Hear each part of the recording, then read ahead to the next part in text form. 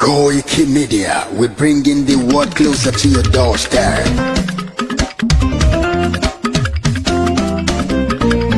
Koiki Media,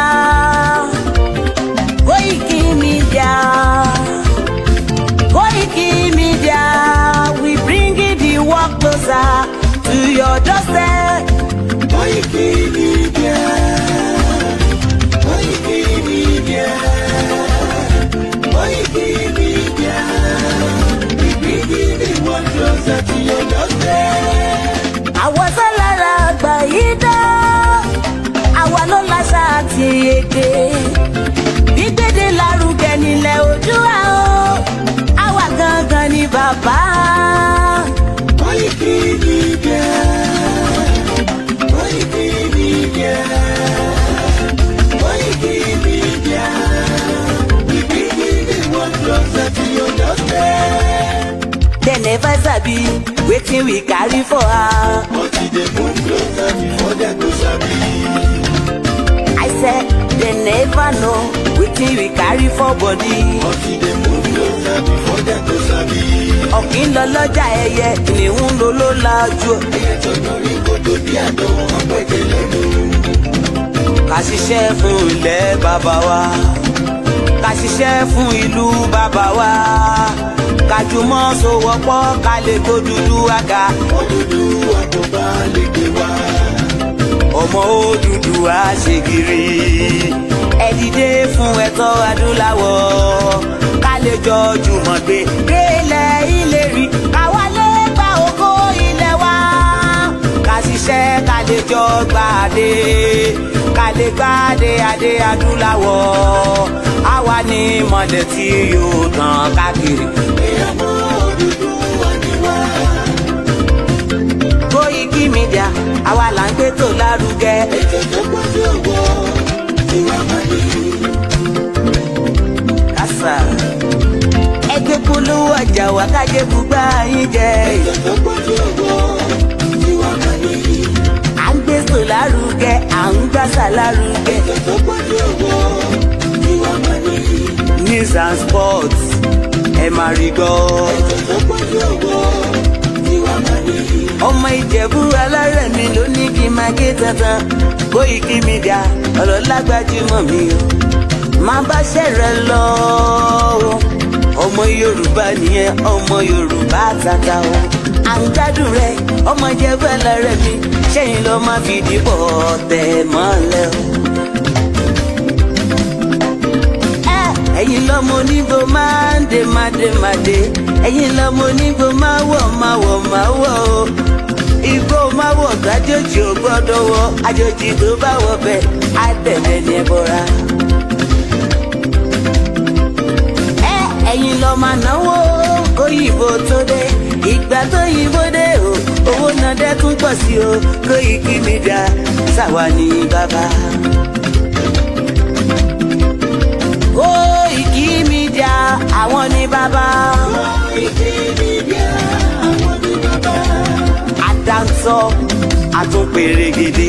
Koiki Media àwọn ní bàbá. Àwa là ń gbé tò lárugẹ, jẹ́ ká jọ gbọ́ o. Koiki Media àwọn ní bàbá. Àkúnjàfẹ́tọ̀ ilẹ̀ wa, fẹ́tọ̀ ilẹ̀ Yorùbá. Koiki Media àwọn ní bàbá. Ọmọ Oòduà ni wá o, tọkàntọkàn. Koiki Media àwọn ní bàbá. Ikú tó ṣe bí lébi òsì, àdìmú bàbá iyọ̀. Koiki Media àwọn ní bàbá. We bring you work closer to your doorstep. Koiki Media àwọn ní bàbá. Afẹ́fẹ́ tó ń fẹ́ òòdùn kan ní oko lára ni. Koiki Media àwọn ní bàbá. Àpèrègèdè Olódùmarè ló fún wa ṣe. Koiki Media àwọn ní bàbá. Gbogbo ayé ẹ gbọ́, àwa ni bàbá o. Koiki Media àwọn ní bàbá. Ẹ máa bọ̀ wá ẹgbẹ́ polówó ọjà yín wá o. Koiki Media àwọn ní bàbá. Odùduwà lágbédá ní, òtítọ́ lágbédá ní. Koiki Media àwọn ní bàbá. A kì í sọ̀dálẹ̀, a kì í sódìkẹta. Koiki Media àwọn ní bàbá. Àdúró tán, a tún pèrègèdè. Koiki Media àwọn ní bàbá. Media will bring you work closer to your doorstep. Àwọn ní bàbá. Koiki Media is around. To give us latest. Is around o. Give us latest. Ladies and gentlemen, Ẹ mú kalẹ̀ sílẹ̀. Ẹ tẹ́tí ẹ gbọ́ ètò tó kojú gbogbo. ladies and gentlemen, Ẹ mú kalẹ̀ sílẹ̀. Ẹ tẹ́tí ẹ gbọ́ ètò tó kojú gbogbo. Koiki Media is around. To give us latest. Koiki Media.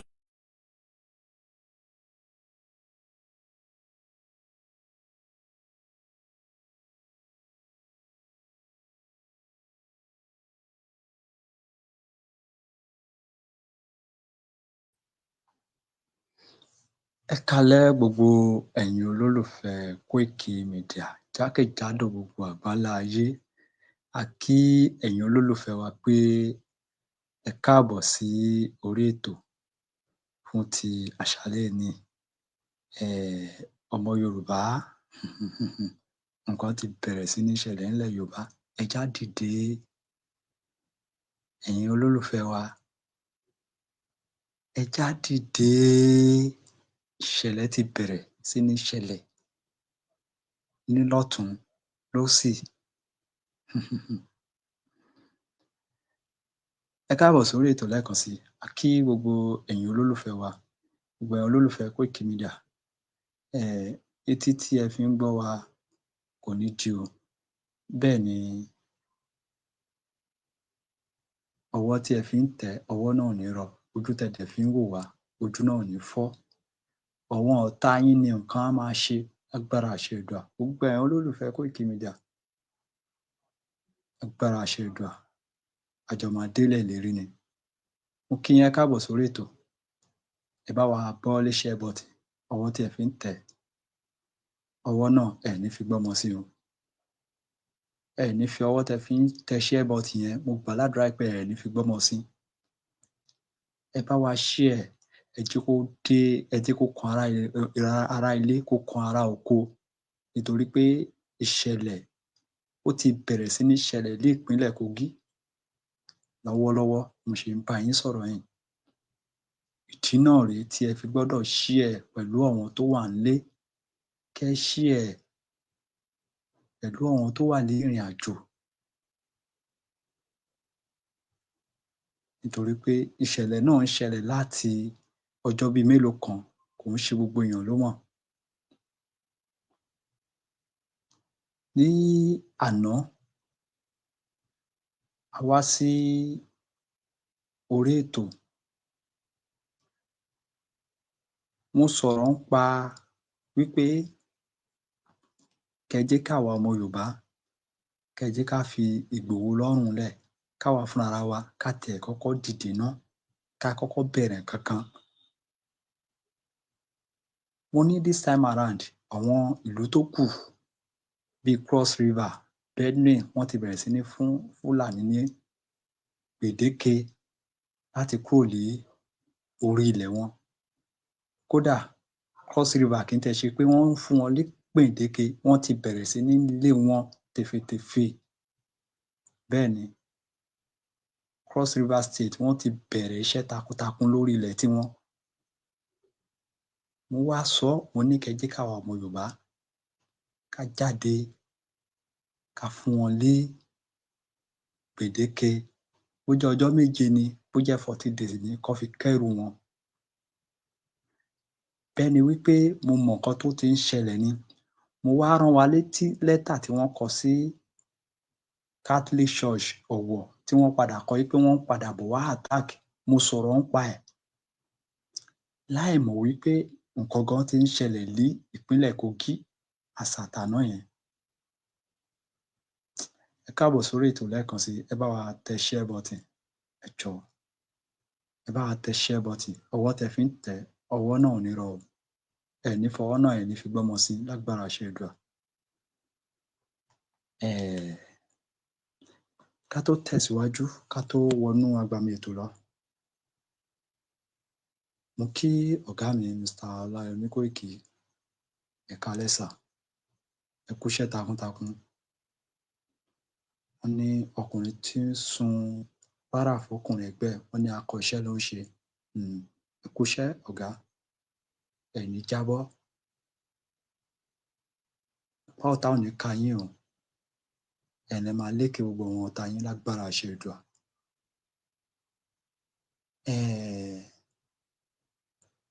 Ọ̀gá tí mò ń kí yìí, gbogbo wa la mọ̀ pé àwọn ló ní ìkànnì tí a ti ń gbóhùn sáfẹ́fẹ́ yìí,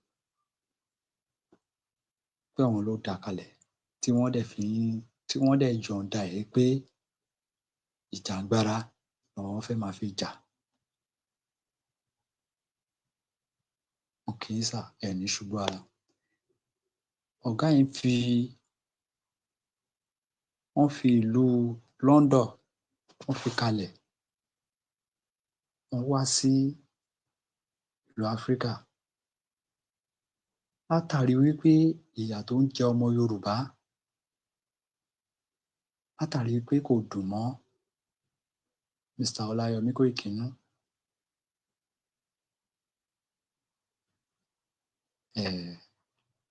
Ọ̀gá, lágbára àṣẹ Èdùà, ẹ máa kó wa délẹ̀ lérí. Mo tara bẹ́ẹ̀ mo kí Pòfẹ́sọ̀ wa Adébánjí Akíntóyè, bàbá àgbàlagbà, Emeritus. Ẹ káalẹ́ sà. Bàbá ẹ̀ ní ṣubú ara, ẹ̀ ní ṣubú ẹ̀mí o, àní wá yín tì. Àní wá yín tì o.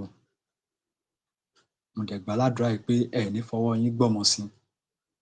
Mo wá tara bẹ́ẹ̀ mo kí olóyè Olórógun bàbá Ìgbòho ìyàwó bàbá Dámi. Ẹ káalẹ́ sà. Ẹ kú àtìlẹyìn ọmọ Yorùbá, ẹ kú kó lè dá. Ìjàngbara tẹ́ ń jà, mo gbàládùrá pé ẹ̀ ní fọmọ jà, bẹ́ẹ̀ ni ẹ̀ ní fàyà já. Ẹ máa kó wa délẹ̀ lérí. Ọba mi Èdùà tó ṣílẹ̀kùn ọjọ́ ẹ̀ní, á lànà ayọ̀ sí inú ayé àwọn ọmọ yín. Ẹ ṣé gan ni. Ẹ̀yin olólùfẹ́ wa náà, mo gbàládùrá pé nígbà tá a bá máa délẹ̀ lérí, wọn ò ní fi èmi àtẹ̀yin, wọn ò ní fi wá ṣe àwátì. Ọba mi Èdùà tó tẹ ilẹ̀ Yorùbá dó, á gbalẹ̀ wá fún wa. Ẹ já wọnú agbami ètò lọ. Mo sọ níbẹ̀rẹ̀ ètò, mo ní lánàá a sọ̀rọ̀ nípa bí àwa ọmọ Yorùbá ṣe máa jáde tá a bẹ̀rẹ̀ sí ní lọ máa jí Fúlàní kúrò ní gbogbo àgọ́ ibi tó bá wà, gbogbo inú igbó ibi tó wù kán wà. Ìlú tí ìbá wù kó jẹ́, a fẹ́ mọ ọba tó fún wọn ńlẹ̀. Ọba tí wọ́n bá ti wá bí dáa kó jáde síta kó sọ wípé ohun tá à ń ṣe ò bójúmu. À á wá béèrè lọ́wọ́ ọba náà bóyá orí Fúlàní ló jọba lé lórí tàbí orí Yorùbá ló jọba lé lórí. Tàbí ilẹ̀ Sàntán Sókótó bóyá ó dé ilẹ̀ Yorùbá, nítorí pé Ọlọ́run ọba tó ti pín, ó ti pín dọ́gbadọ́gba. Ọlọ́run ọba tó pín, ó fomi là á ojú àlà everybody. Ní àtijọ́, àwọn bàbá wa, igi ìrókò ni wọ́n máa fi ń pa ààlà ibi tí ojú ilẹ̀ wọn dé lóko. Igi ìrókò ná fi máa ń pààlà. Ẹ rí i pé Yorùbá pé Ọlọ́run ọba náà tó dálé ayé, tó dá ọ̀run, ó ti fi omi, ó ti fi pín, tó túmọ̀ sí pé olúkálùkù ti mọ ojú ibi tí orílẹ̀-èdè ti tọ̀dọ̀ òun tó dé, ibi tí ìlú olúkálùkù dé, olúkálùkù ti mọ̀ ọ́n.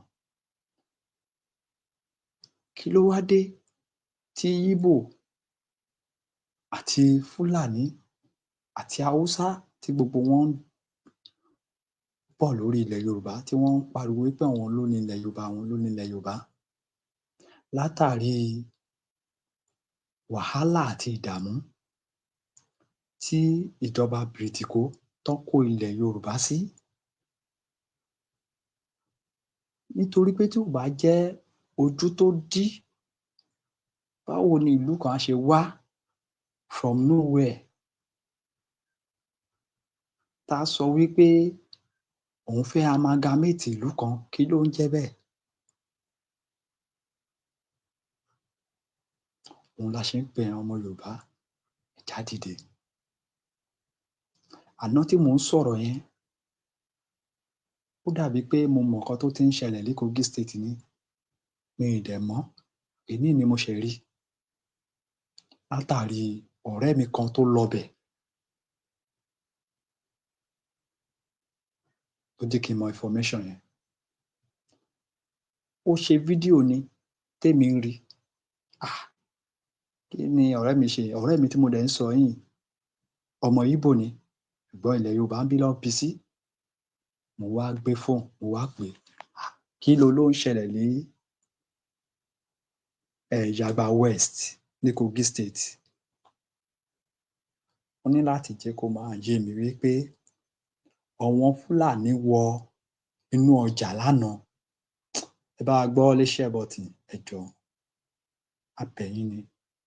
Ọwọ́ tẹ fi ń tẹ share button náà, ẹ ní fi gbọ́mọ sí o. Ẹ bá wa tẹ̀ ẹ́, ẹ bá wa pín sí gbogbo platform yín, nítorí pé information tí mò ń mú wá yìí, àwọn èèyàn ò tíì mọ̀. Èèyàn péréte ṣá ló ì mọ̀. Tó túmọ̀ sí wípé a gbọ́dọ̀ pe attention ọmọ Yorùbá this time around. Ẹ jẹ́ á jáde láti lọ máa jí Fúlàní kúrò lórí ilẹ̀ wa. Benue State ti fún wọn ní gbèdéke just for 14 days. 14 days ló fún wọn ní Benue State. Ní Cross River ò tiẹ̀ fún wọn ní anything. Cross River bẹ̀rẹ̀ sí ní jì wọ́n jáde ni. Wọ́n kọ lẹ́tà sí Ondo State ní ìlú Ọ̀wọ̀, wọ́n ní wọ́n ń bọ̀ wá attack padà ní the same church tí wọ́n attack ńgbà yẹn. Ta ló mọ ìlú tó kàn? Mo ṣì ń sọ lánàá pé ta ló mọ ìlú tó máa kàn, láì mọ̀ pé iṣẹ́ ibi kan ti ń lọ ní Ìyàgbà West ní Kogi State.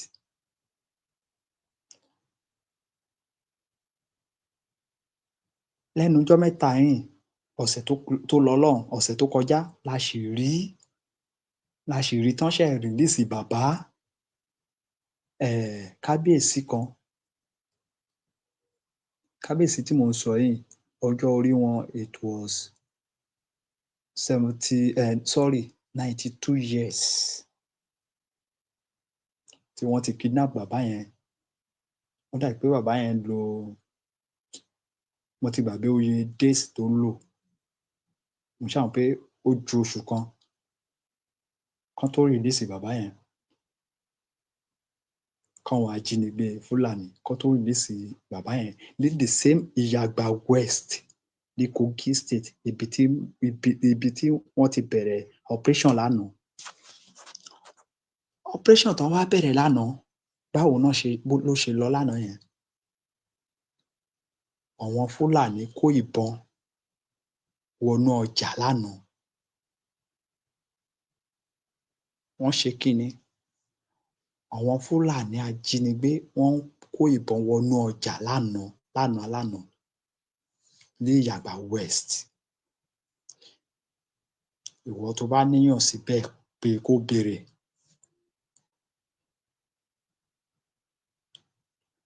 Wọ́n ní wọ́n bẹ̀rẹ̀ sí ní yìnbọn nínú ọjà lánàá yẹn, tí ìbọn ń dún lákọlákọ.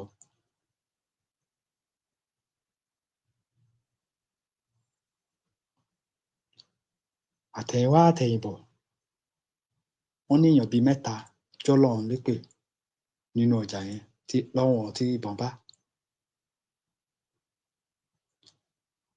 Wọ́n ní wọ́n gbé èèyàn 2, wọ́n kidnap èèyàn 2 lọ. According to information, àwa ò débẹ̀, ṣùgbọ́n ẹni tó lọbẹ̀ ẹni tí mo dẹ̀ ń sọ ó ṣe fídíò ó post ẹ̀.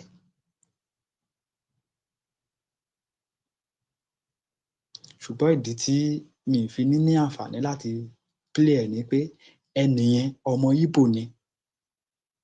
Ṣùgbọ́n ó fẹ́ràn ilẹ̀ Yorùbá ṣùgbọ́n síbẹ̀ mi ì ní play ẹ̀.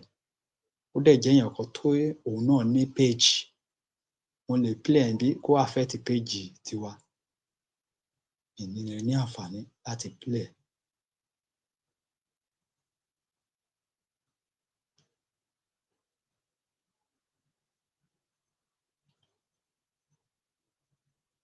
Bí ẹni tí mò ń sọ yẹn ṣe ṣàlàyé fún mi, ó sọ débi wípé wọ́n attack yẹn, wọ́n tún padà wá attack another one ní Ìkàbà which is Okun. Àwọn Ìkàbà yẹn àwọn ló ń jẹ́ Okun.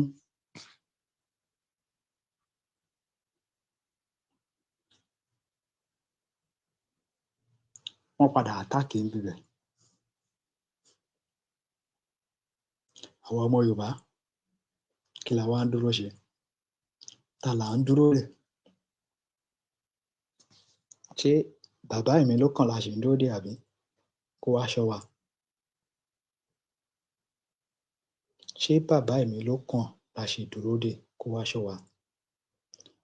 Ohun tí ó ṣẹlẹ̀ ní Benue lánàá, ọba ilẹ̀ Yorùbá mélòó ló lè confront ààrẹ orílẹ̀-èdè bẹ́yẹn? Ọba ilẹ̀ Yorùbá mélòó ló lè ṣé?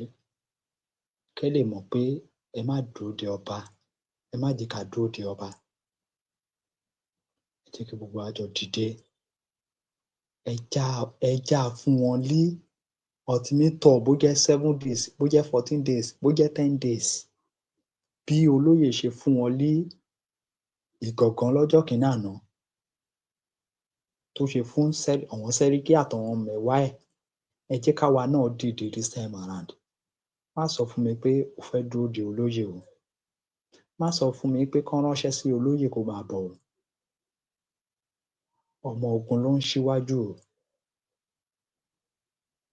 Tí ò bá yé wa dáadáa, tí ò bá ti jẹ́ pé àwa fúnra wa fẹ́ ta olóyè fún ọ̀tá, a nílò láti máa sọ pé olóyè ni kó ṣíwájú o.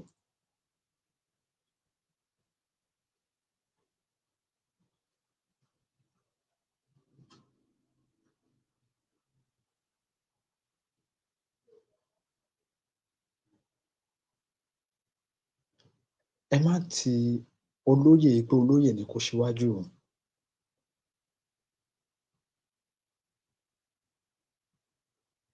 Last week Friday kẹ̀, bóyá another one lẹ̀ ń sọ yẹn.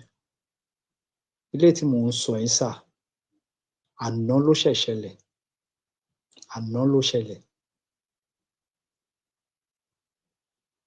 Anyway, Kàbà tẹ́ tiẹ̀ ń sọ yẹn, every time ni operation níbi bẹ̀ ni Fúlàní tí wọ́n operate níbi bẹ̀. Every time ni.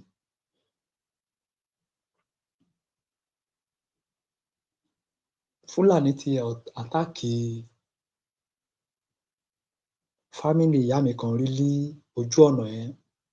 Mò ń sọ̀rọ̀ tí mò ń sọ, mò ń sọ̀rọ̀ is it not 2001 tí ǹ bá ní parọ́, tó túmọ̀ sí pé kì í ṣe èní ni Fúlàní ti ń attack nílẹ̀ Yorùbá. Àwọn èèyàn tó bá súnmọ́ Kogi wọ́n á mọ nǹkan tí mò ń sọ yìí.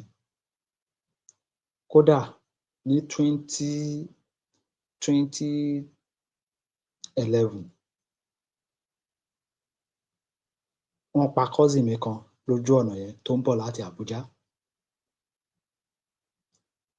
Cousin mi tí mò ń sọ yìí driver ló ń ṣe, Àbújá ló ń ná.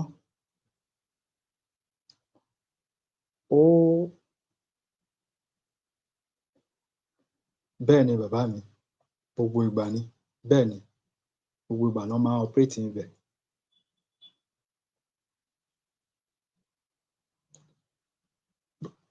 Cousin mi tí mò ń sọ yìí driver ni. 2011 first time tán kọ́kọ́ máa attack ẹ̀ wọ́n ṣe jáde sínú igbó lọ́wọ́n Fúlàní yẹn ó U-turn mọ́ wọn lára ó pò mọ́lẹ̀ lẹ́rìn títì ó dá padà wọ́n yìnbọn tí gbogbo mọ́tò ẹ̀ ọjọ́ yẹn bó ṣe dé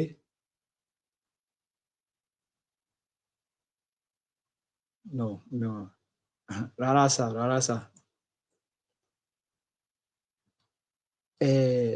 bó ṣe U-turn mọ́ wọn lẹ́nu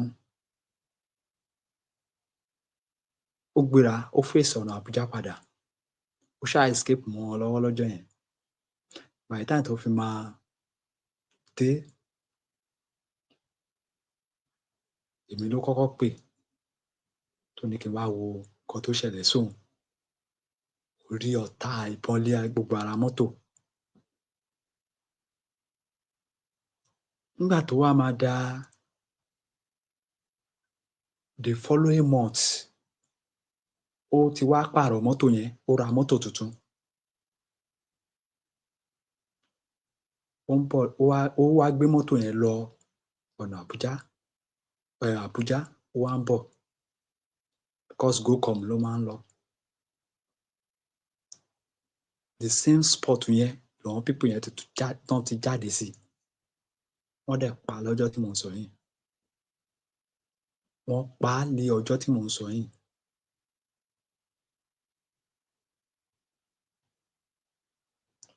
Ondo State ní sà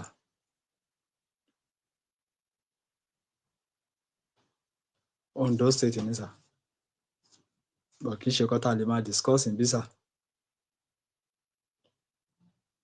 so kí ni mo fẹ́ fàyọ́ bẹ̀ ni pé Kogi State wà nínú ewu gbogbo ilẹ̀ Yorùbá ló wà nínú ewu o ká má parọ́ tanra wa ṣùgbọ́n current attack tó ń ṣẹlẹ̀ ní Kogi lọ́wọ́lọ́wọ́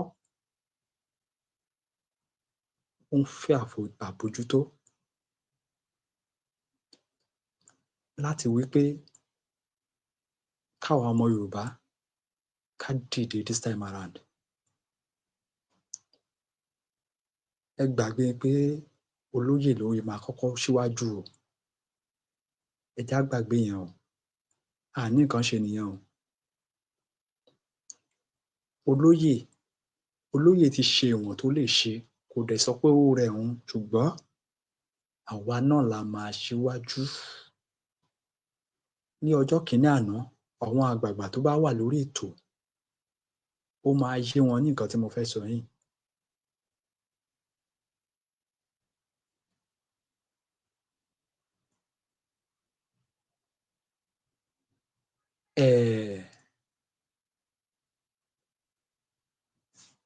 nígbà ogun Àgbẹ̀kọ̀yà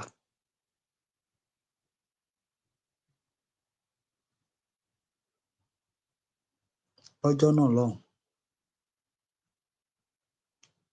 ẹni tó jẹ́ olórí ogun nígbà yẹn òun kọ́ ló ṣíwájú o bàbá wa Tàfà Adéoyè kọ́lọ́run bá kó bá wa fọ̀run kẹ́ Tàfà Adéoyè bàbá dáadáa ènìyàn bí olóyè Ìgbòho náà ni ènìyàn bí olóyè Ìgbòho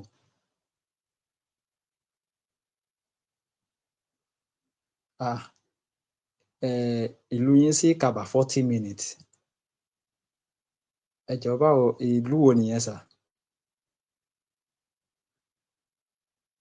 sí gbogbo ibẹ̀ yẹn tí mi mọ̀ sà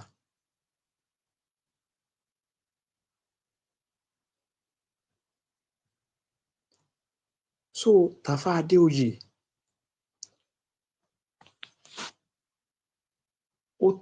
ó ti sọ fún àwọn ọmọ ogun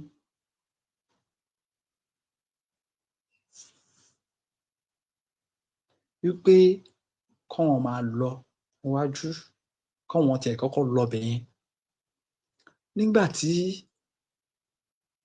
ó dẹ̀ ti sọ fún wọn bí bàbá ṣe sọ ẹ náà ni bí bàbá ṣe sọ pé tá bá ti ń jáde fún rálì o ká má mú kankan dání o ká má ṣe gbá ká má ṣàwò bí exactly bó ṣe rí náà nìyẹn Tafa Adéoyè sọ fún àwọn ọmọ ogun lọ́jọ́ kìíní àná wípé tọ́wọn àmì àwọn Nàìjíríà mì tó bá tiẹ̀ ń tọ́ yín ẹ má sọ̀rọ̀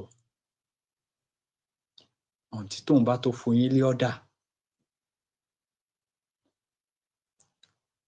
Nígbà tó dẹ̀ di pé àwọn Àgbẹ̀kọ̀yà tí wọ́n ń ṣe ìwọ́de lọ tí àwọn Nàìjíríà mì tí wọ́n dá wọn dúró, àjọ wa in fact gbogbo ibẹ̀ yẹn mo wà mo mọ̀, àjọ wa Ìgáṣí Èrìtì gbogbo ibẹ̀ yẹn mo mọ̀ bẹ́ẹ̀ ni sà, gbogbo ibẹ̀ yẹn ni mo mọ̀ sà. So Tafa Adéoyè sọ fún wọn pé kán má yìnbọn o, kán má ṣe anything o, tí Nàìjíríà mi bá tẹ ẹ má dá wọn lóhùn. Nígbà tí wọ́n wá pa méjì lára àwọn ọmọ ogun Tafa Adéoyè ni àwọn ọmọ ogun wá pàrokò sí bàbá pé bàbá wọ́n ti ń pa wá o. Bàbá wa gbéra ni bàbá wa wá. Nígbà tí bàbá máa dé ó rí àwọn ọmọ ogun ó tẹ̀ sí ń àdírẹ́sì wọn pé kí ló ṣẹlẹ̀? Kò pẹ́ kò jìnnà wọ́n kọjú ìbọn sí Tafa Adéoyè ṣùgbọ́n ọkùnrin bàbá ọjọ́ náà náà Tafa Adéoyè tẹ̀ sì ń ṣe bíi pé kóun wọ̀nù wọn ṣùgbọ́n wọn ò gbọ́ ìkìlọ̀. Wọn ò gbọ́ kíni? Wọn ò gbọ́ ìkìlọ̀. Ibẹ̀ ni Tafa Adéoyè ti bínú, ó pàṣẹ ìbọn láti òkè ni. Bàbá ó nawọ́ sókè ní tí àwọn àgbààgbà tó bá wà lórí ìkànnì ó ti yé wọn. Ibẹ̀ ni Tafa Adéoyè ti bẹ̀rẹ̀ ìjà yẹn fún Yorùbá. Kọ́lọ́run fọ̀run kẹ́ bàbá yẹn. Kọ́lọ́run fọ̀run kẹ́. Kí ni mo fẹ́ fàyọ ńbẹ̀ ni pé àwa tá à ń pariwo Ìgbòho Ìgbòho Ìgbòho a à wá nǹkan ṣe ni o. Bẹ́ẹ̀ ni Ìgbòho ó ti là wá lójú, ó ti júwe ọ̀nà fún wa. Kò sí wàhálà sà, kò sí wàhálà. Ó ti júwe ọ̀nà fún wa.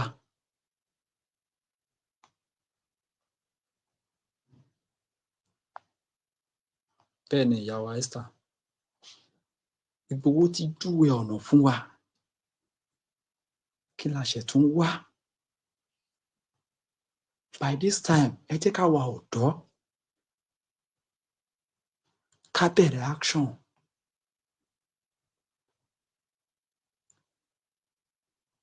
Action tí mò ń sọ yìí bí mo ṣe sọ lórí ètò lánàá.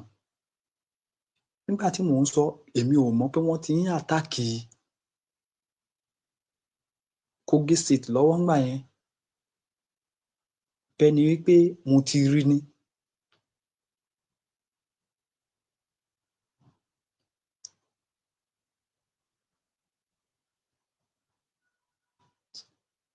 Ẹ wò ẹ jẹ́ ká gbàgbé nípa àgbà ilẹ̀ Yorùbá kankan o.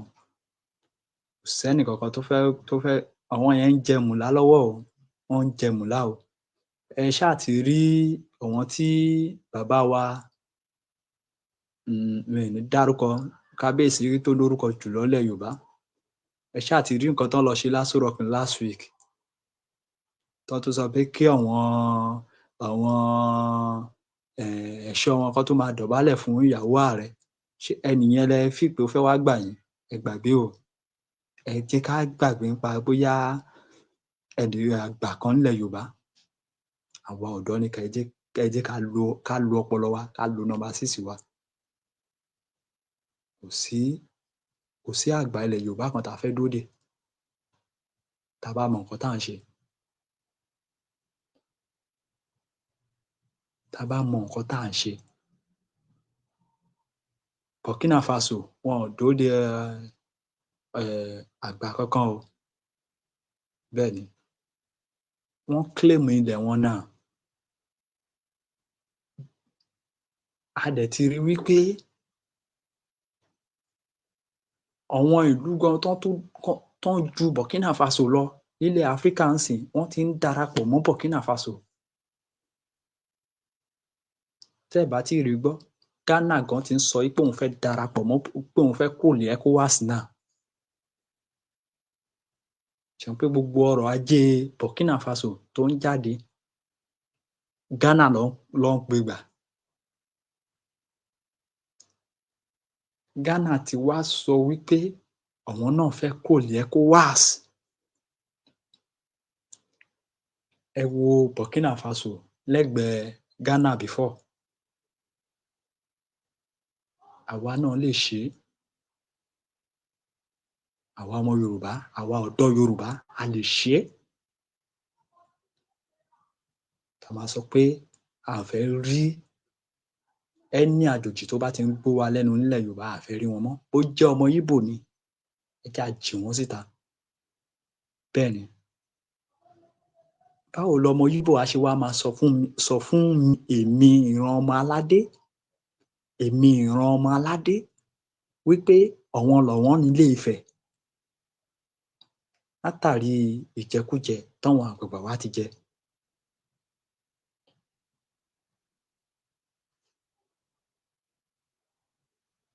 Ṣebí àwọn àgbààgbà tá à ń sọ yìí náà ló fi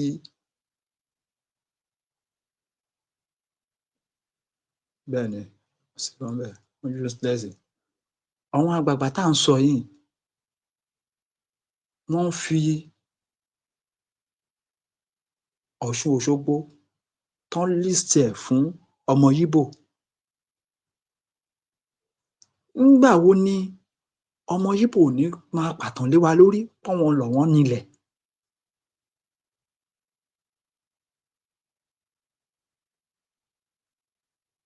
Nígbà wo ni wọn ò ní máa pàtàn lé wa lórí? Àwa ọ̀dọ́, kò sẹ́nì kankan tó ń bọ̀ wá gbà wá o, mò ń sọ ọ́ o, mò ń sọ ọ́. Kò sí ẹnì kankan tó ń bọ̀ wá gbà wá. Jákèjádò ilẹ̀ Yorùbá, ẹ jẹ́ á jí Fúlàní jáde. Tí Ìgbò bá sọ A, ẹ jẹ́ á jí wọn síta lórí ilẹ̀ wa. Tí Ìgbò bá sọ A, tí a bá tún gbọ́ A lẹ́nu wọn wípé àwọn ló àwa la, tá bá padà gbọ́, ẹ jẹ́ á lé wọn kábàkàbà.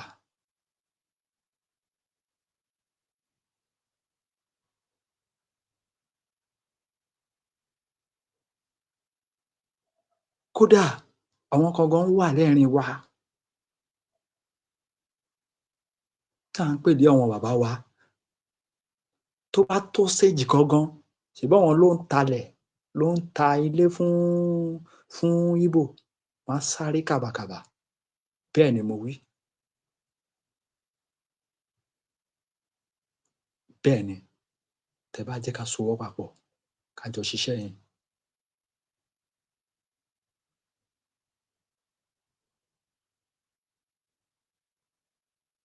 Wàhálà ti wọ ilẹ̀ Yorùbá. Ẹ má jẹ́ ká tanra wa. Bí a ṣe fẹ́ ṣẹ́gun wàhálà yẹn ni kẹ́ jẹ́ kí èmi àtẹ̀yin, kẹ́ jẹ́ ká dìde fún. Bí a ṣe máa ṣe kí ni? Bí a ṣe máa ṣẹ́gun wàhálà tó ti wọ orí ilẹ̀ wa. Wàhálà ti wọlé o. Ondo State now, at any time ni wọ́n lè wá attack o. Wọ́n ti kọ lẹ́tà o. Wọ́n ti kọ lẹ́tà o.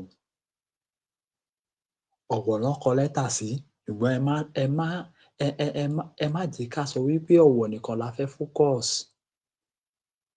Wọ́n lè fẹ́ fìyẹn divert attention wa. Bẹ́ẹ̀ ni. Ọ̀wọ̀ ni wọ́n kọ lẹ́tà sí, ṣùgbọ́n ohun tí mò ń sọ ni pé jákèjádò ilẹ̀ Yorùbá, ẹ jẹ́ á lọ jí Fúlàní síta.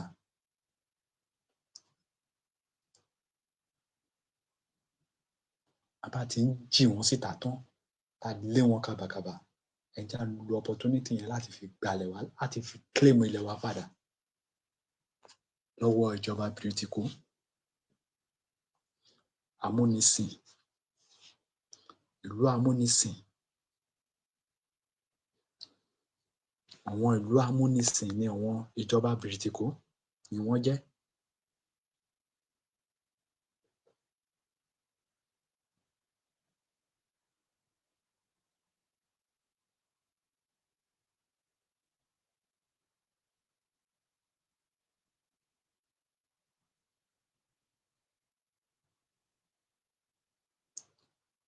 Àwọn amúnisìn ni ìjọba bìrìtìkó jẹ́, ìmọtara ẹni nìkan. Bẹ́ẹ̀ náà ni ìlú tí wọ́n ń pè ní Faransé yẹn. Ṣèbí ẹ rí i pé ààrẹ yín ti lọ ń sign MOU pẹ̀lú wọn báyìí níjọba Faransé.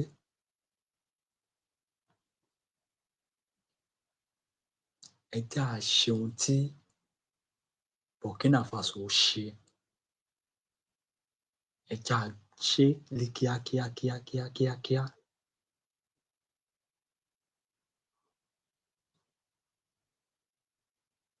Ẹ jẹ́ á ṣe kí ni? Ẹ jẹ́ á ṣé ní kíákíá tí ò gbọdọ̀ pẹ́ mọ́.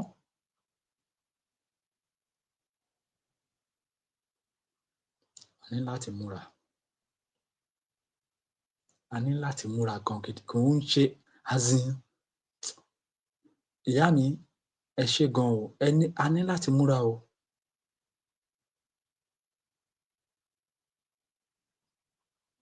A ní láti múra.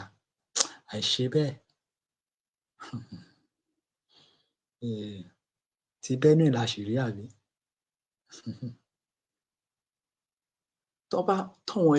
Tán bá máa bẹ̀rẹ̀ attack nílẹ̀ Yorùbá fully, bọ́n ṣe ń ṣe ti Benue díẹ̀díẹ̀ yẹn, wọn ò ní ṣe bẹ́ẹ̀ o, nítorí pé wọ́n mọ̀ pé Yorùbá ò ń ṣẹran rírọ̀. Wọ́n máa fẹ́ wá in full force. Ẹ jẹ́ ká gbìyànjú. Kán tó wá yẹn, káwa gan ti dúró lákọ. Kán tó wá yẹn, àwọn èyí tó ti wà lẹ́ẹ̀rín wa tẹ́lẹ̀ ká gbá wọn síta.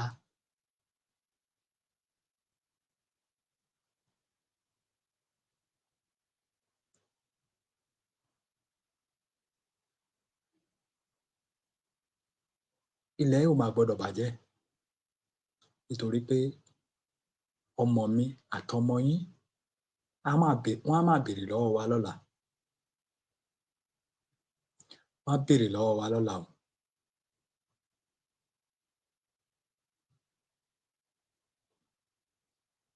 Wọ́n á béèrè lọ́wọ́ wa.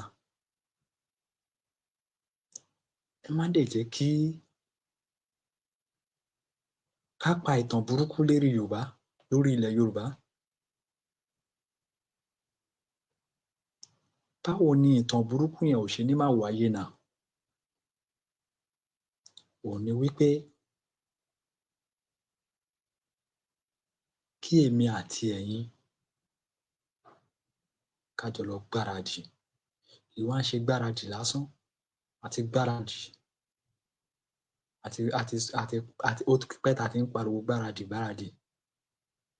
Ohun tí Cross River State ń ṣe lọ́wọ́lọ́wọ́ ńsinsìnyí, àní ẹ jẹ́ á lọ lé wọn síta lórí ilẹ̀ wa ní kíákíá tí ò gbọdọ̀ pẹ́ mọ́. Mo máa ń kéde ẹ̀, mò ń ké o. Ẹ jẹ́ á lọ ṣé o. Àìṣé, ewu ń bẹ lóko lóńgẹ́ fúnra ra ẹ̀, ewu ni.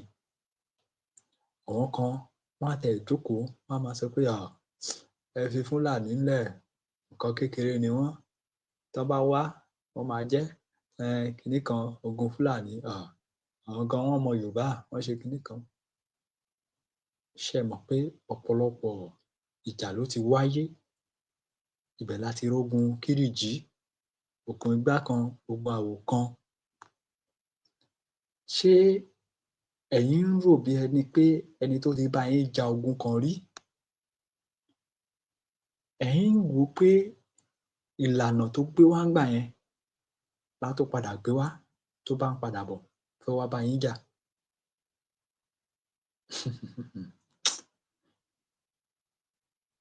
Ẹ dẹ̀ jẹ́ ká gbọ́n. ǹjẹ́ a rántí wípé nígbà tí wọ́n kọ́kọ́ bá wa jà ńgbà yẹn, àdá ni wọ́n ń lò ńgbà yẹn àti ọfà. Ṣé a ti rántí ohun tó wà lọ́wọ́ Fúlàní nísìnyí? At least weapons tó wà lọ́wọ́ Fúlàní nísìnyí kò sí lọ́wọ́ federal government fúnra wọn. Kí ló wá ṣẹlẹ̀ tí a ṣe wá ń sọ wípé ká ní sùúrù kán lọ wọlé tàn wá? Very Dark Man sọ statement kan ní Benue State ní ọjọ́ tó fi lọ bẹ̀ yẹn, bí 3 days ago now. Mo dẹ̀ di pọ́ǹtì yẹn, mo dì í mú. Wọ́n ń béèrè lọ́wọ́ wọn ní Benue State. Ó ní but ó ní before ó ní Benue State tóun máa ń gbọ́ wípé they are very strong, pé wọ́n mọ̀ nípa nǹkan ogun, nǹkan ìjà, wípé kí ló wá ṣẹlẹ̀ this time around tí Fúlàní fi ń ṣe wọ́n bí eléyìí? Kò dẹ̀ sírọ́ ńbẹ̀. Tí ẹ bá mọ àwọn tí wọ́n ń pè ní Benue yẹn tẹ́lẹ̀, ṣèbí àwọn ló wá máa ń ṣe ọlọ́dẹ ní ọ̀dọ̀ wa níbí bàyìí nígbà kan. A máa ń pè wọ́n ní ìbàrìbá, ó dà pé ìbàrìbá la máa ń pè wọ́n nígbà yẹn. Àdúgbò tí wọ́n bá ń ṣọ́, ẹ ẹ̀ lè rí kó lè jà ńbẹ̀. Wọ́n máa ń ní nǹkan agbára.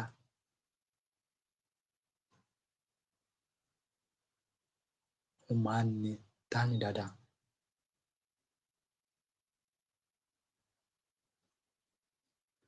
Very Dark Man wá ń béèrè lọ́wọ́ wọn pé kí ló ń ṣẹlẹ̀?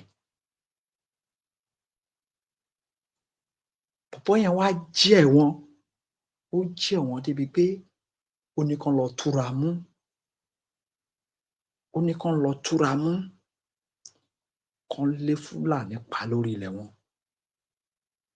Bọ̀bọ́ yẹn ń díjà wọn débi pé ẹ̀ ẹ́ rí i pé nínú àwọn ọ̀rọ̀ tó sọ, ó wá da àná, ẹ̀ ẹ́ rí i pé àwọn Fúlàní yẹn ti jáde ńsìnyí, tán ti bẹ̀rẹ̀ sí ń pariwo, tán ti bẹ̀rẹ̀ sí ń attack Very Dark Man. Tí Very Dark Man náà padà jáde fún wọn wípé kó ń fún òun ní location wọn. Ṣèbí ẹni ẹyọ kan nìyẹn. Ẹni Very Dark Man nìkan. Ẹ wo nǹkan tí bọ̀bọ́ yẹn ń ṣe. Lóòótọ́ a mọ̀ pé wọ́n Nàìjíríà ló ń jà fún.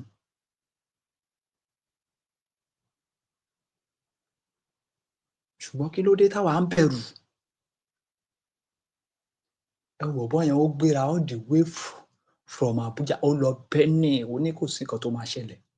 Ó lọ ibi tán ti attack. Ẹ wo ìgbà tí ti Jos ṣẹlẹ̀, ó lọ Jos. Débi pé personal assistant to the state government kan fẹ́ attack ẹ̀. Lọ́jọ́ tó lọ Jos yẹn.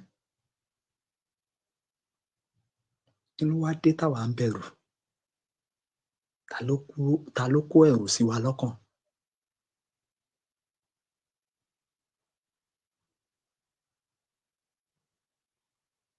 Ṣé kémi àtẹ̀yin, ṣé ká yọ̀ǹda ilẹ̀ fún Fúlàní ni lẹ̀ ń sọ ni, àbí jápa náà ló ṣì wà lójú gbogbo wa ni? Jápa tí ò dẹ̀ ṣeé ṣe kí everybody jápa. Kódà 20% Yorùbá ò lè jápa. Níbo la fẹ́ kó wọn sí? Ìlú wọn ló fẹ́ lọ. 20% Yorùbá ò lè jápa. Mi ì sọ àwọn tó ti wà lọ́hùn-ún before o, but àwa tá wà nínú Nàìjíríà lọ́wọ́lọ́wọ́ náà, 20% wa ò lè jápa.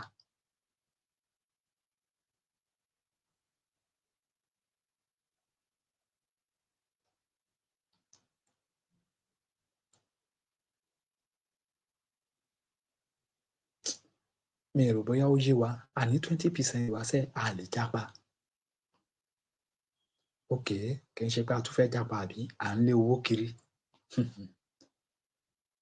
Ṣé Fúlàní ti jẹ́ kó rójú ráyè ná owó tó ń lé kiri? Owó tó fi gbogbo ọjọ́ ayé ẹ̀ tó fi ń wá kiri, tí iyì ẹ ò wá sọ wípé ẹni tó fẹ́ gbalẹ̀ mi yìí, ẹni tó fẹ́ ṣe mí ń jàmbá yìí, jẹ́ kémi gan ṣé ń jàmbá padà.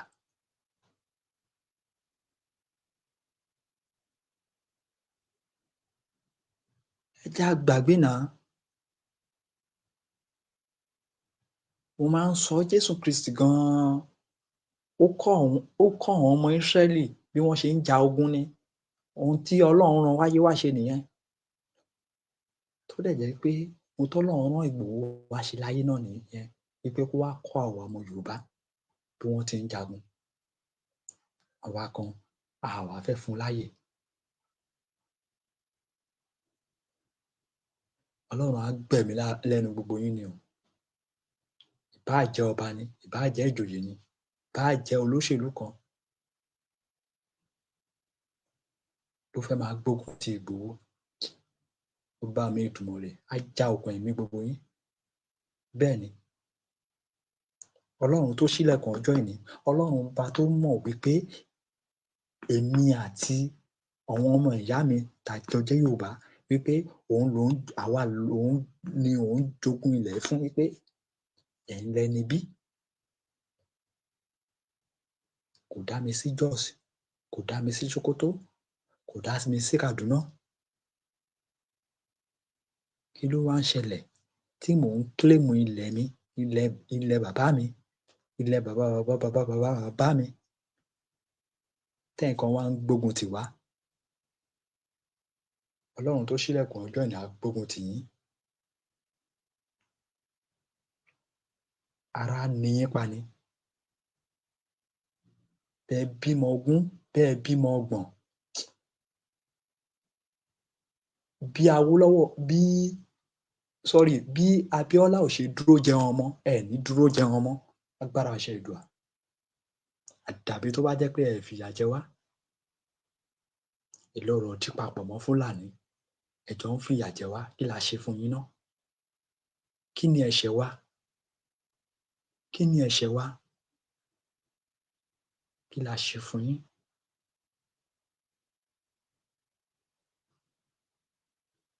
Ṣé a kì í ṣọmọ ìyá kan mọ́ ni? Gbogbo yín wá ń gbógun tì wá.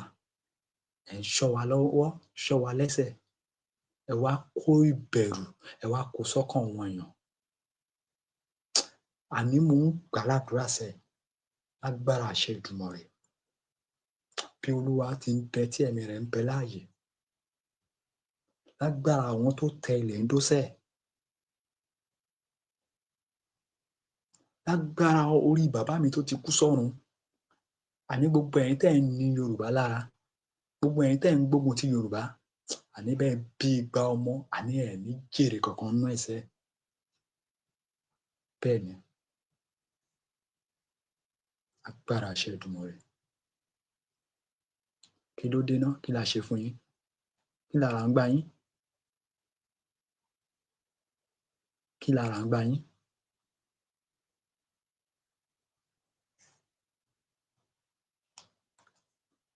Ṣiṣé á máa bá gbogbo yín ni o.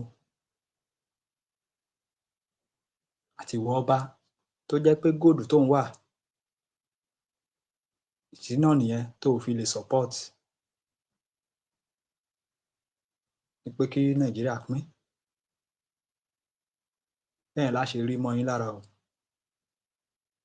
Bí a mọ̀ nǹkan tá gbà lórí gbà yín, ẹ wá kó ìbẹ̀rù sí ọkàn àwọn èèyàn tó fẹ́ béèrè ẹ̀tọ́ wọn. Ẹ wá jẹ́ kán lè béèrè. Ẹ jẹ́ kán lè béèrè. Kí la ṣe fún yín? Ẹ wo iye èèyàn tán ń pa ní Kogi lọ́wọ́lọ́wọ́.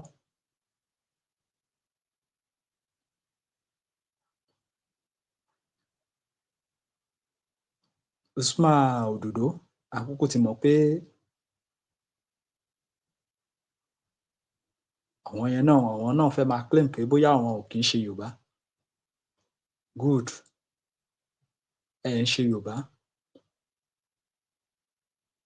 ṣùgbọ́n kí ló dé tẹ́ ẹ lè defend àwọn tí tẹ́ ẹ ń ṣèjọba lé lórí?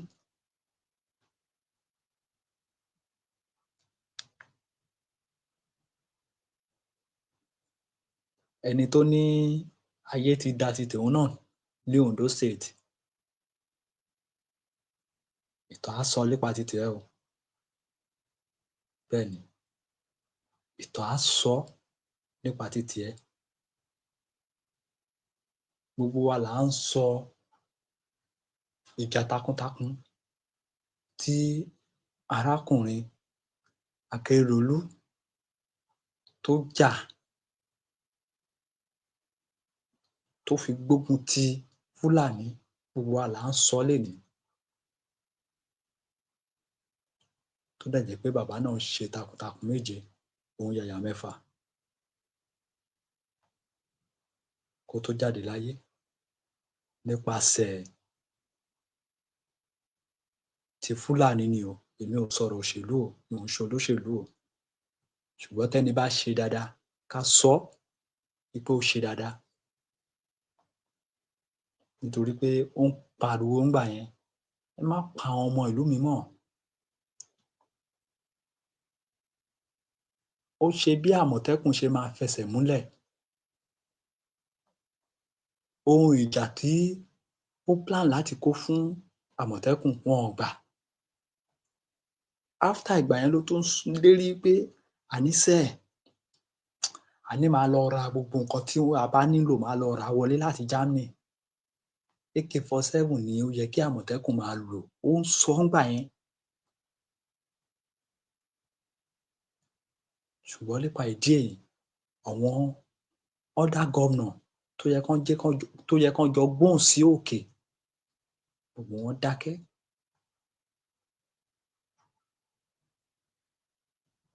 Bẹ́ẹ̀ ni wípé wọn kì í ṣe Yorùbá mọ́.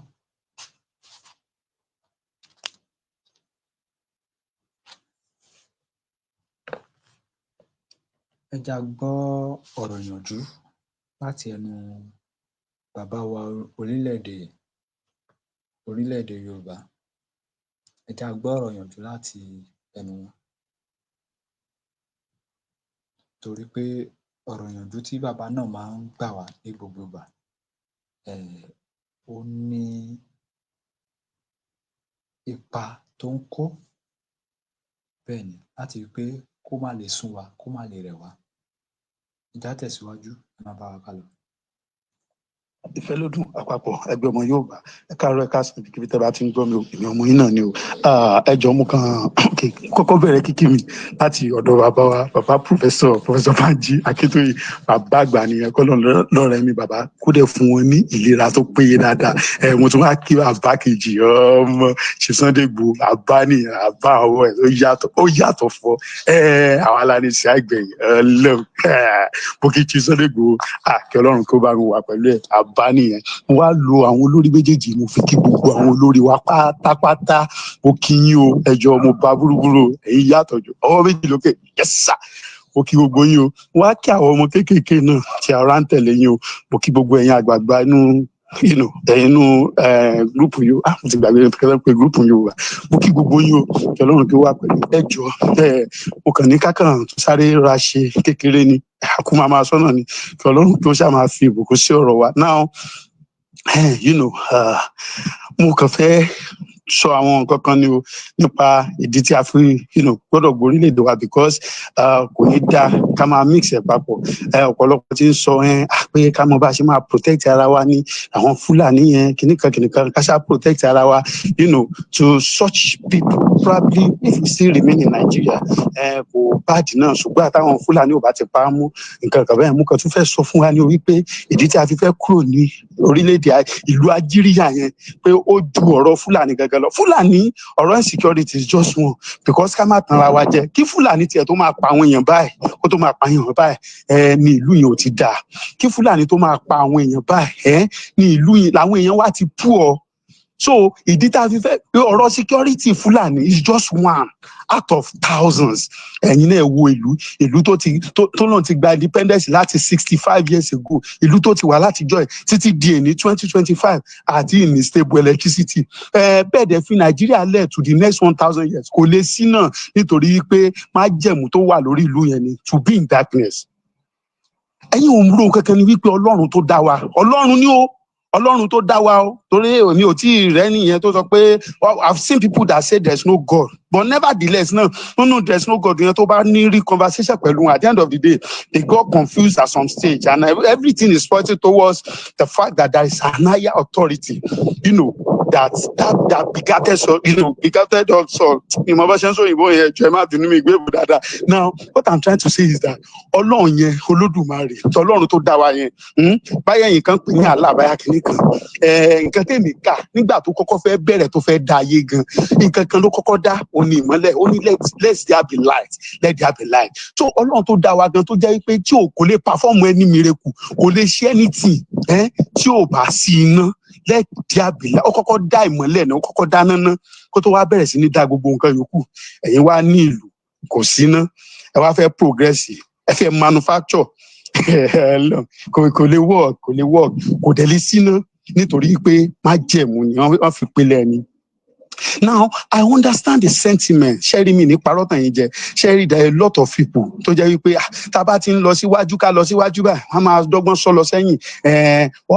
It's a sentiment. There are so many people, they are sentimentally attached to Nigeria. There is this sentiment about Nigeria. Mo dey understand yín. You know, you were born in Nigeria. Gbogbo ọ̀rẹ́ yín from different parts of other Nigeria. Ẹ mọ̀, Nigeria lẹ mọ̀. Kí ni yẹn ó rí bákan bákan? Ẹ̀yin ò notice ni.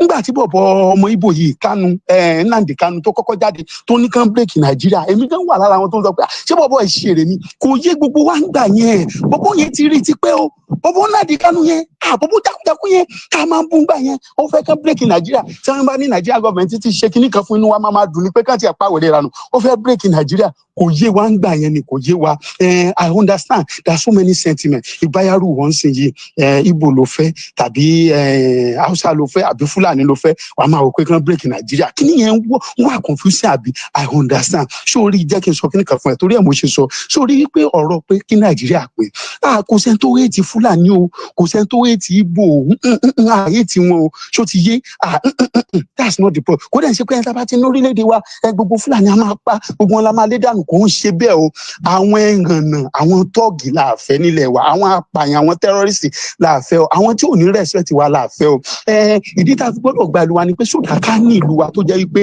our right as a citizen ó máa wà respected àwa náà ń gbèlú onílù à ń gbèlú onílù là wọ́n lé gbogbo àdánù a sì ń fi ọmọ wọn ṣó ti yé yín a kàn fẹ́ ní ìlú ni tó ní òfin ṣó ti yé yín tó jẹ́ wípé àwa náà wà máa ní right gẹ́gẹ́ bí ọmọ onílù ṣẹ́rí adẹ́ntara wa ni o ẹ jẹ́ n fún ilé example kan ṣẹ́rí bí mi ṣe wà yìí tí n bá lọ sí ilé mi ká ní mi tí màá rí bá tí mo lọ bá àwọn òbí mi gbà mo máa fẹ́ má rè Chidera mo mú wa ẹmọ nǹkan tí àwọn parents mi kọ́kọ́ máa sọ and I want you to be truthful and be sincere to yourself majority of an average Yoruba family nǹkan tí wọ́n máa sọ ni pé so ọmọ Ìgbò ló wá rí pé ṣó ò rí Yorùbá kankan ni but that same me tí n bá lọ mú ọmọ South Africa àbí ọmọ Equatorial Guinea àbí ọmọ Benin Republic àbí ọmọ all this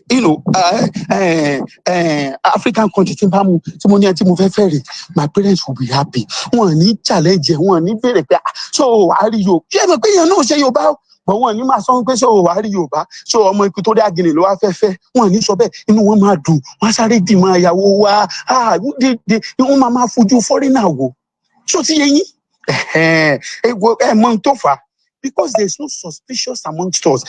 Àti Igbo, àti Hausa, àti Fulani, àti Yoruba, we have this kind of suspicions amongst ourselves.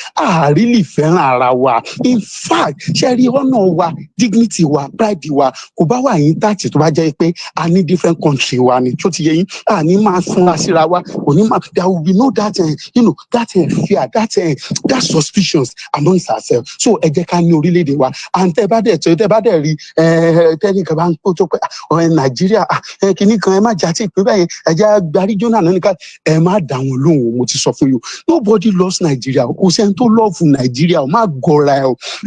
Business interest ló ń kálukú ń pamọ́, ló ń kálukú ń try láti protect you. Ọmọ òrukàn ní Nàìjíríà ẹ bá ti rí àwa tá a sọ pé a ready láti fẹ̀mí wa sílẹ̀ fúnlẹ̀ Yorùbá. Àwọn ọmọ Igbo wọ́n rẹ́dì láti kú fún Biafra wọ́n rẹ́dì láti fẹ̀mí wọn sílẹ̀. Ṣé aláwọn Fúlàní tó ń pààyàn káàkiri yìí sọ àṣẹ ìtànà Sókótó gangan ti jáde tó ti sọ pé àwọn tó ń jà fún ìjàgbara ilẹ̀ Haúsá ní Àrẹwà ni. So people are ready to die for their own nation within that criminal Nigeria. Ṣùgbọ́n èmi ò mà tí ì rẹ̀ tó lóun rẹ́dì láti kú fún Nàìjíríà rí. Ọmọ òrukàn ní Nàìjíríà, má gọrẹ̀, nobody loves Nigeria. Tẹ́ ẹ bá rọ́bà lúmi ò ní òfìfẹ́ tó ní this country we should work together in unity, we can make this work, our government. Irọ́ ni o. Nígbà tó bá Yorùbá tó bá lọ ní oil well nílẹ̀ Haúsá. Ṣó ti yé ẹ wá fẹ́ kí Nàìjíríà pé kò ní fẹ́ sí ọ̀rọ̀ ti débi tó débẹ̀ ẹja máa nà ń bẹ̀ tá máa sọ̀tọ̀ fúnra wa. Tẹ́ ẹ bá lọ bá sọjọ́ at old age tó ń rìn káàkiri tó ní this country it has to work, we need good leader, tó dẹ̀ mọ̀ pé leadership gangan kọ́ ni problem, tó mọ̀ pé leadership.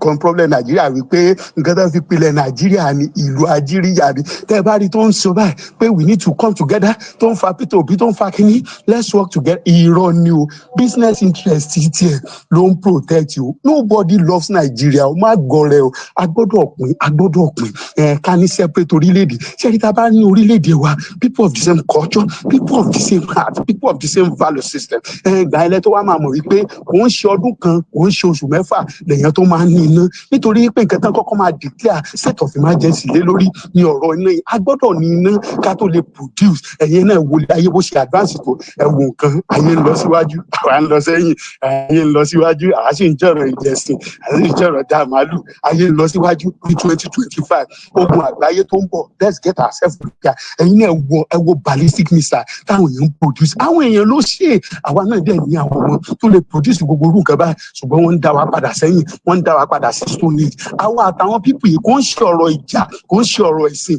We have nothing together in common. It is better for us to go our separate way because we are far more behind the rest of the world. Nobody loves Nigeria. Nobody again loves Nigeria. Tó bá dẹ̀ jẹ́ pé wọ ẹni tó marry báyà Hausa ni àbí Fulani kò sí jà ń bẹ́ẹ̀, your family is safe. Ṣó ti yé ṣé terrorist ni wọ́n marry ni? Ṣé criminal ni wọ́n marry ni? Kò rí bẹ́ẹ̀ náà. We are going to sit down, we are going to talk. Òfin àti ìlànà gbọ́dọ̀ wà tó gbọ́dọ̀ máa guide nínú ìlú wa. We are going to, as a country, as a Yoruba nation, a máa make sure pé your life and property are secured. Àwa náà ń gbèlú onílù torí ẹ̀ ló ṣe yà mí lẹ́nu tẹ́ni ẹ̀ ká lọ máa guide inú gbó wa ká lọ máa. It is not your job as a citizen to be guiding. Tó o bá rẹ̀ tó ń guide inú gbó ẹni yẹn ó jẹ́ government worker ní iṣẹ́ tiẹ̀ tó yàn láàyò ni. Government ló máa ń wà responsible for people's security and life. Nǹkan tó fi ń pè pé yẹn ní orílẹ̀-èdè nìyẹn tí ò bá ń ṣe yí pé àwọn olórí wa nílẹ̀ Yorùbá tí ò bá ń ṣe yí pé ìmọ̀ bámúbámú ni wọ́n yóò ìmọ̀ pé bí ń pọ̀ ẹnì kọ̀ọ̀kan. For the fact that Nigeria cannot guarantee our security as a people, ìyẹn gan la point yẹn lásán káàtì ẹ̀ lásán amalgamation káàtì ẹ̀ ní point yẹn lásán a lè lò as a point láti cut ourselves out of Nigeria. Life and property life and property security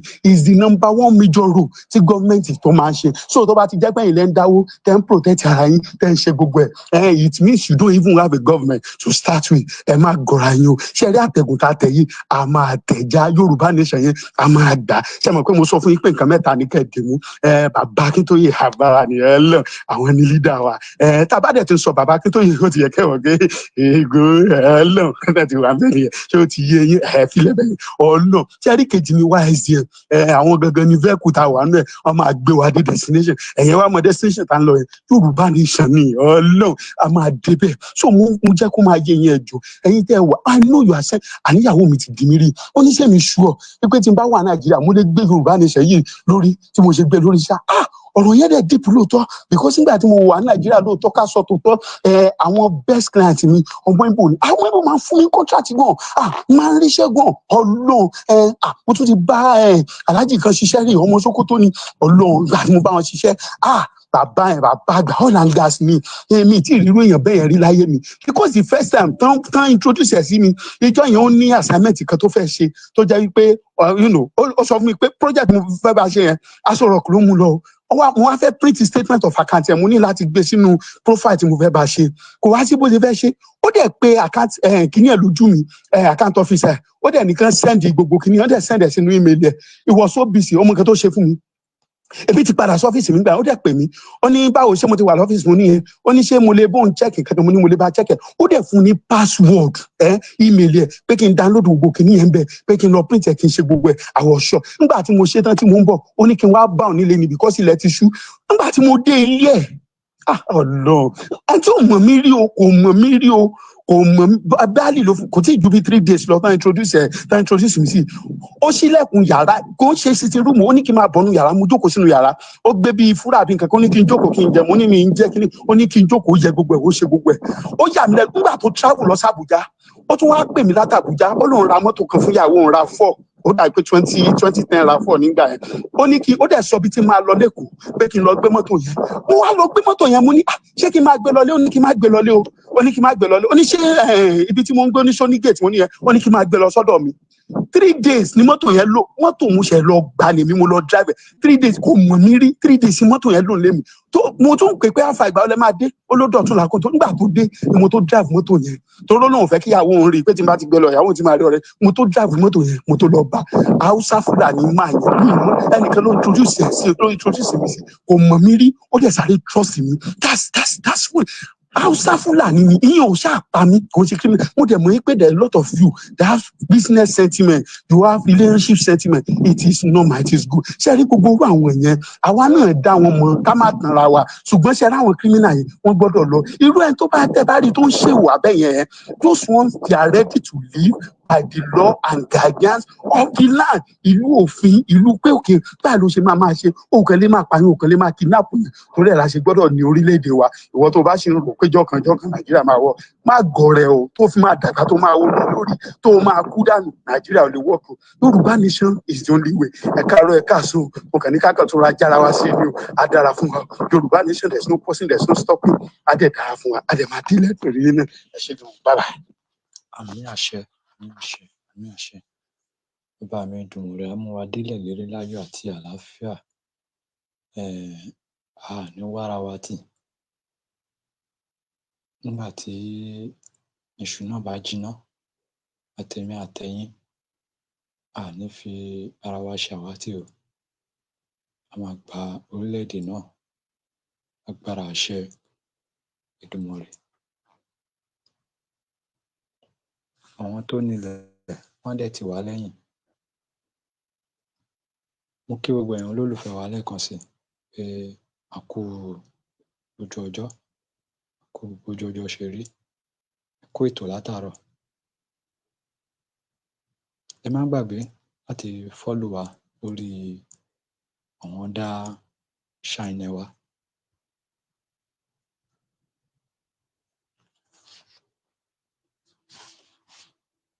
ẹ dẹ̀ má gbàgbé láti support gbogbo ẹ̀ka tó bá yẹ ká support nítorí pé ìjàngbara kò ń ṣe ọ̀fẹ́ ká support gbogbo ẹ̀ka tó bá yẹ ká support kí ìrìnàjò lè yá.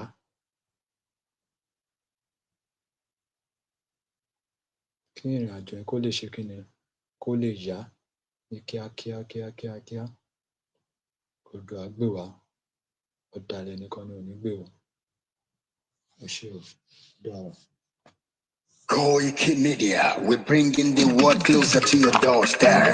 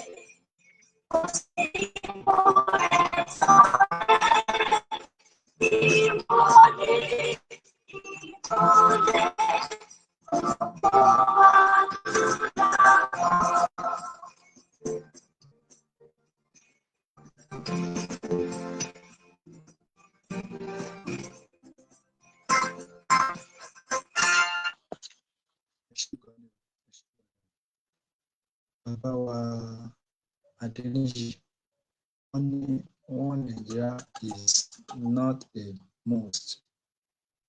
End Nigeria now to save life. Òdodo ọ̀rọ̀ ni o. Ẹ jẹ́ á fi òpin sí orílẹ̀-èdè Nàìjíríà láti lè save ọ̀pọ̀lọpọ̀ ẹ̀mí. God bless Yorùbá nation. Ó dára.